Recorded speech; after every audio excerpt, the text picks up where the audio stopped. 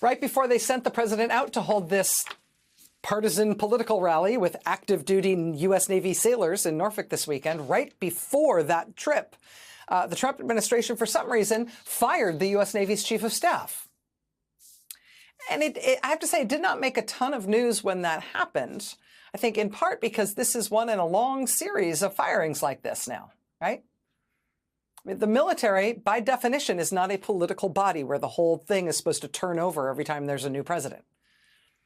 Right? Since Trump has been back in office, he has just been destroying the top leadership of the U.S. military. Since Trump has been back in the White House, we have seen fired or pushed out the chairman of the Joint Chiefs of Staff, the head of the Navy SEALs, the chief of naval operations, the head of the Navy Reserve, now this weekend, the Navy Chief of Staff, the head of U.S. Cyber Command, the head of the Defense Intelligence Agency, the commandant of the U.S. Coast Guard, the chief of staff of the Air Force, the vice chief of staff of the Air Force, the head of the Air Force Global Strike Command, the top legal officer in the Air Force, the top legal officer in the Army, the top legal officer in the Navy.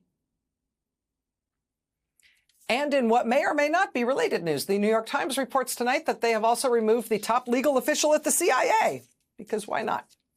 All of these people have all been fired or pushed out by Trump, by the Trump administration, while simultaneously, Trump, as of this past week, is explicitly telling all the remaining top generals and admirals in the U.S. military that he wants them to plan to bring U.S. military operations. He expects them to bring the force of the U.S. military to bear against Americans at home in U.S. cities.